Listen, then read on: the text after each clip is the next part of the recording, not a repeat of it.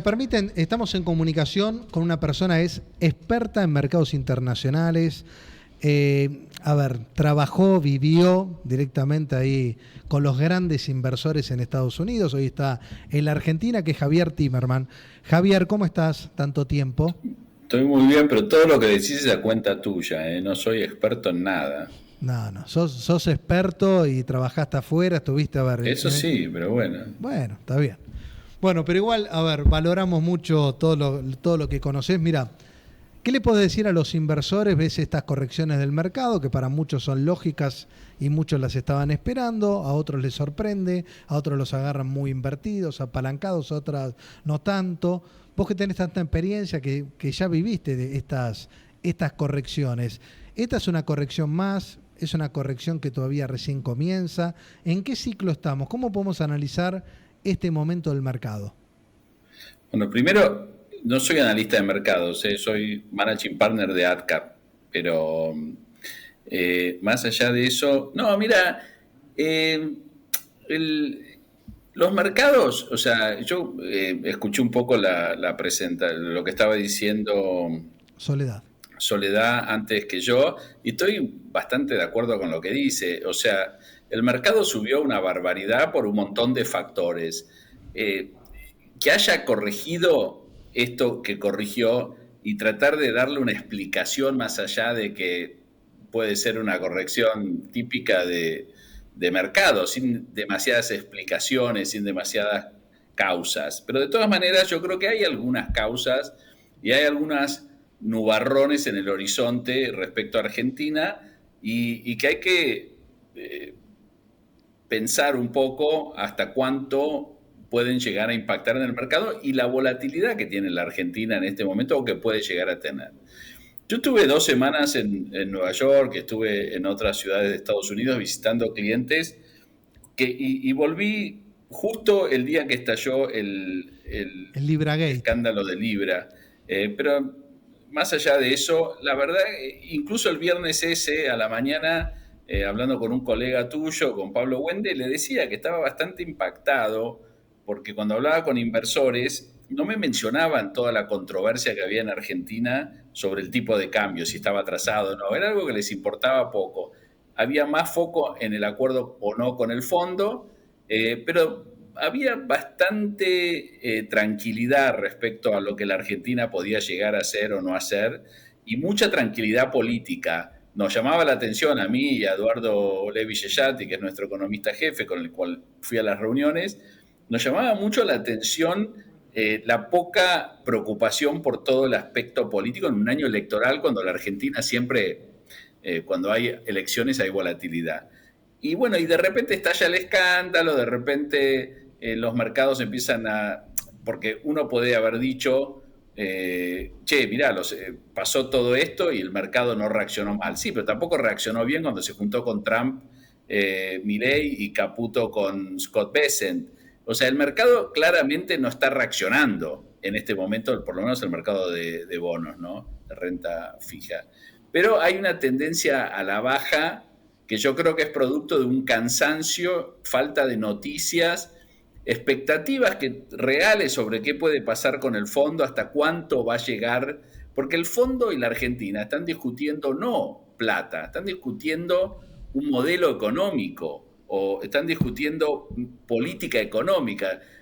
Si son 8 billones, 3, 12 o 20, es importante, pero también es importante qué va a pasar con esos dólares, para qué se van a usar, qué es lo que la Argentina va a obtener de ese acuerdo más allá de los dólares. Entonces hay mucha incertidumbre y mientras tanto la situación política se deterioró producto un poco de lo que pasó con las criptos, se deterioró porque porque la oposición empezó a actuar de una un poco más coordinada, porque hubo otras medidas que también crean cierta controversia en la política argentina. Una puede ser la votación en las Naciones Unidas, otra el nombramiento de los jueces. En definitiva, son todas cosas que molestan al inversor o de alguna manera le llaman la atención. Sí, al Y todo inversor esto más en que un nada contexto, institucional, ¿no? Que es claro, el y que todo esto maneja en el un mercado. contexto Sí, porque lo que yo decía o sea, mi conclusión cuando yo hablo con inversores es, hay mucha confianza en Milei. Por alguna razón, la confianza esa no derrama hacia otros sectores. No es que el día de mañana Milei se debilita en las elecciones, pero se fortalece el PRO, no sé, alguna combinación. Yo creo que el inversor dice, acá hay un tipo que vino a hacer algo diferente. Se puede equivocar, no se puede equivocar, etcétera, etcétera, pero la confianza hacia ese ordenamiento fiscal, ese ordenamiento de este año en términos económicos, etcétera, eso, el rédito se lo lleva a él, pero de repente él está o sea, está en el medio de ciertas controversias, ¿no? Entonces, no sé hasta qué punto puede impactar. Yo creo que lo vamos a ver en los próximos días, semanas. Y mientras tanto, sí, coincido también con lo que mencionaba Soledad, que el acuerdo con el fondo, a mí me daba la sensación, te soy honesto, que al principio era el gobierno el que estaba más duro, diciendo, bueno, no, nosotros queremos los dólares para administrarlo de la manera que nosotros queremos. Y de repente ahora me da la sensación de que es el fondo el que está un poquito más duro. Tal vez producto de que la Argentina, que pasa el tiempo y en realidad el gobierno está, como se dice, short carry, ¿no? Tiene carry negativo, porque pasa el tiempo y la gente se pone un poco más ansiosa.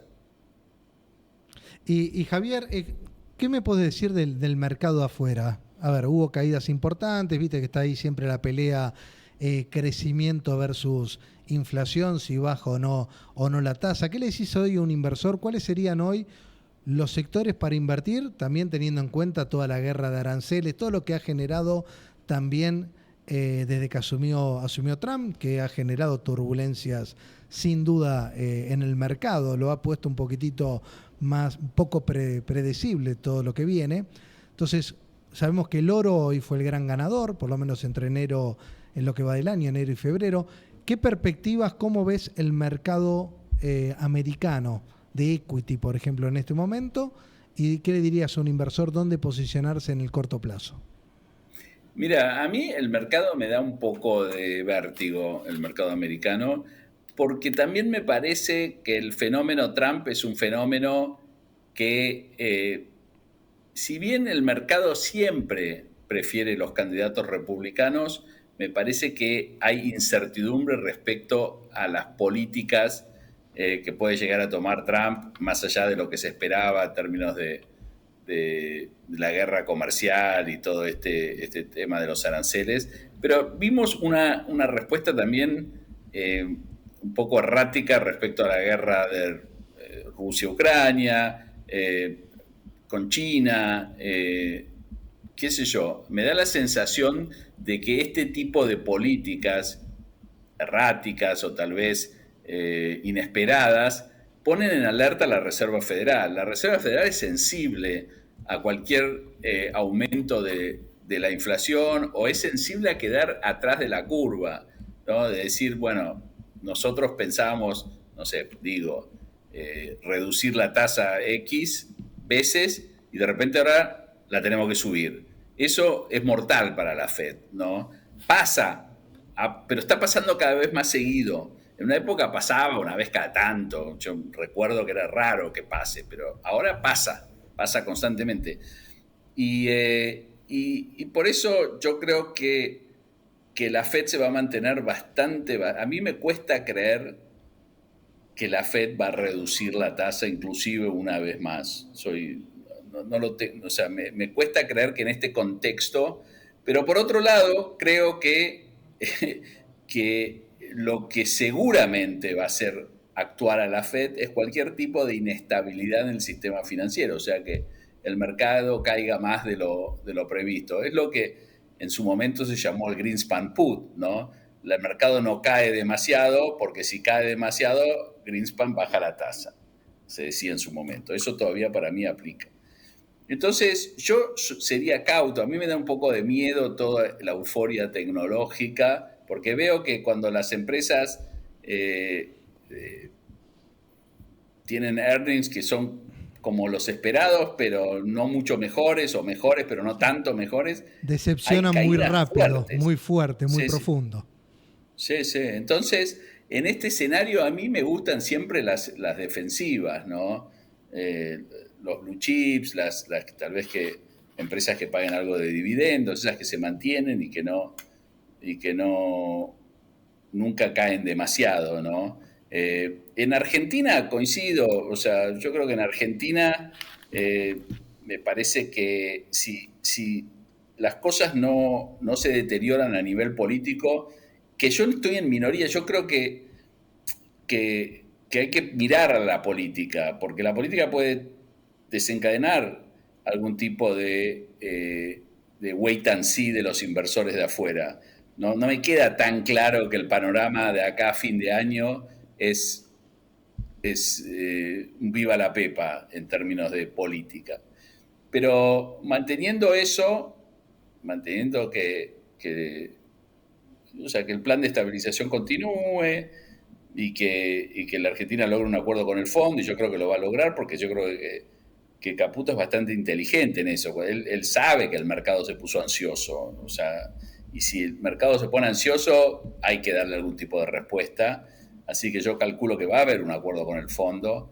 Y en ese escenario, me parece que el gobierno va a llegar más cómodo a las elecciones, y me parece que, no sé, YPF, que es una acción que en términos que creo que tiene un plan de negocios interesante. Yo estuve charlando con el CEO de YPF la semana pasada, y la verdad que tiene un plan interesante en términos de llevar a YPF a aumentar mucho su productividad, a enfocarse en negocios.